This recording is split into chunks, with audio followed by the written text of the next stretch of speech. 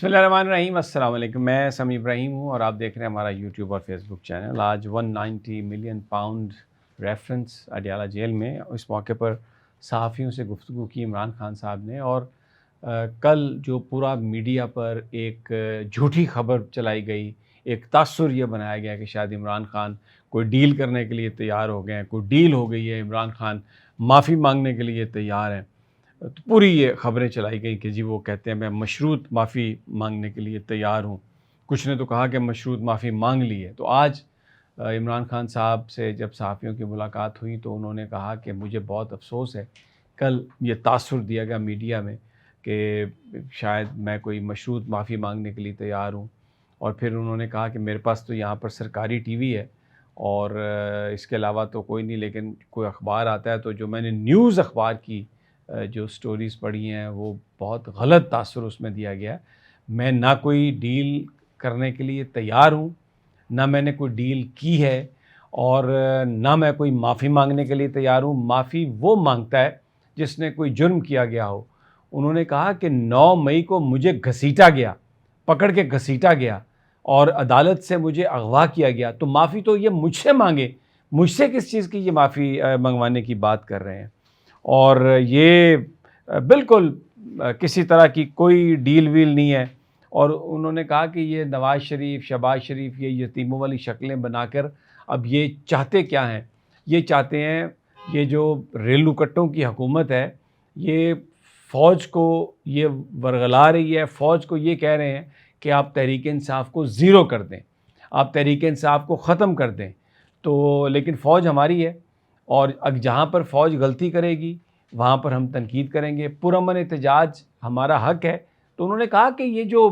Cantt का area है, GHQ के सामने वाली सड़क है और जो जगह हैं, वो कहाँ पर पाकिस्तान के आइन में लिखा हुआ है कि वहाँ पुरअमन एहतजाज नहीं हो सकता। मैं बार बार ये कहता हूँ कि CCTV फुटेज निकालें और CCTV फुटेज में आपको पता चल जाएगा कि जो सब कुछ हुआ वो PTI के लोगों ने नहीं किया, वो एक मुनज़्ज़म साजिश है जिसके तहत हमें इन्होंने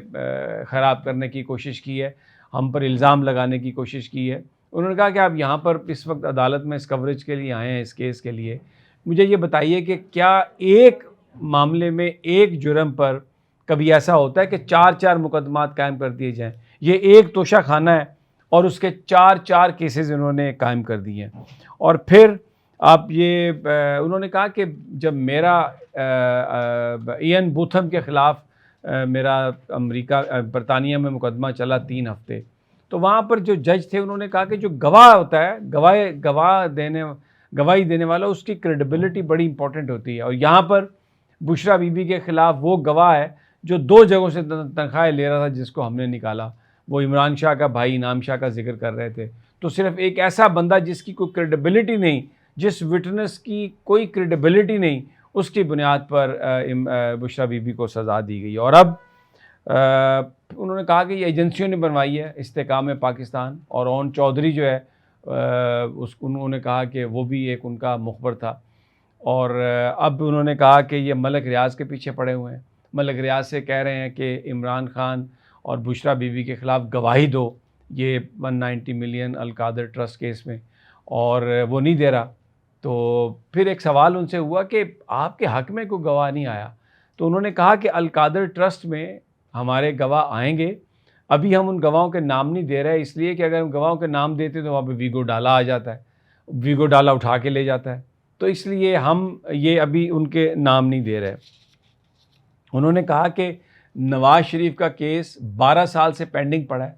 6 लाख रुपए में इसने गाड़ी ले ली वहाँ से, 6 लाख रुपए में, और कानून में इस बात की गुंजाइश ही नहीं है कि गाड़ी ली जा सके। तो एक क्लियर एक वो है, गैर कानूनी काम है, लेकिन उसमें बिल्कुल कोई किसी तरह की भी कोई कार्रवाई नहीं हो रही।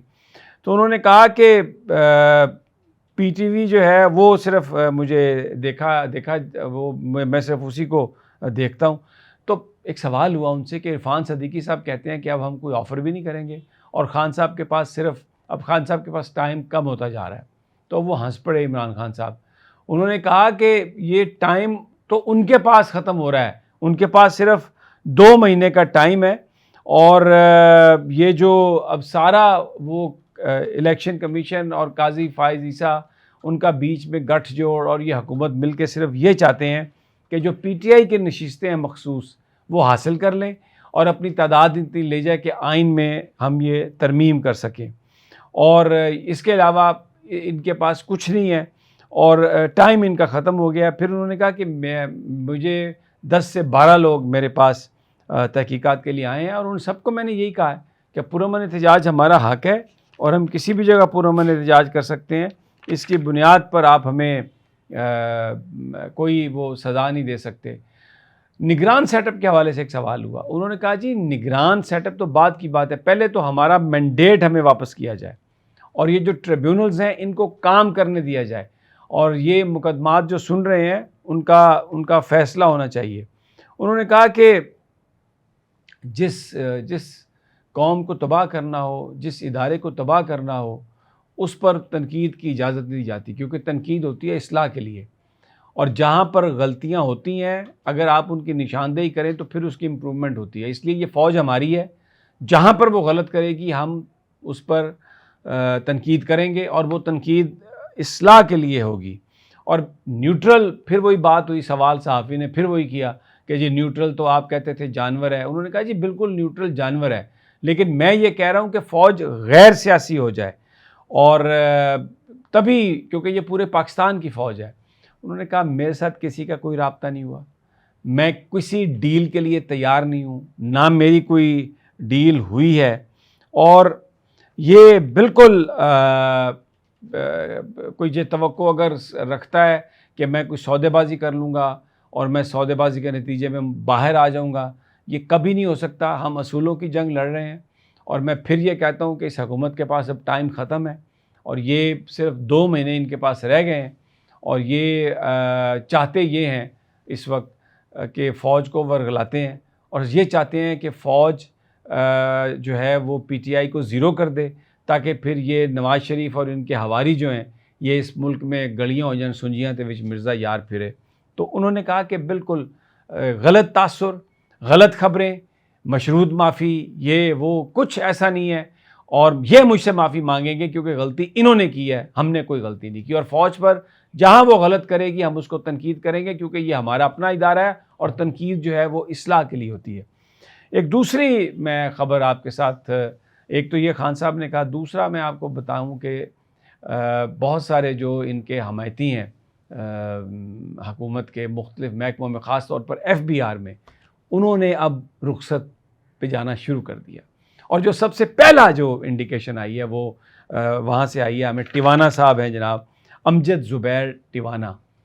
جو ایف بی آر کے چیئرمین تھے، انہوں نے جناب اپنا بستر باندھا اور ریزائن انہوں نے دیا اور وہ چلے گئے۔ وہ بلو وائٹ تھے اسحاق ڈار کے، نواز شریف کے، اور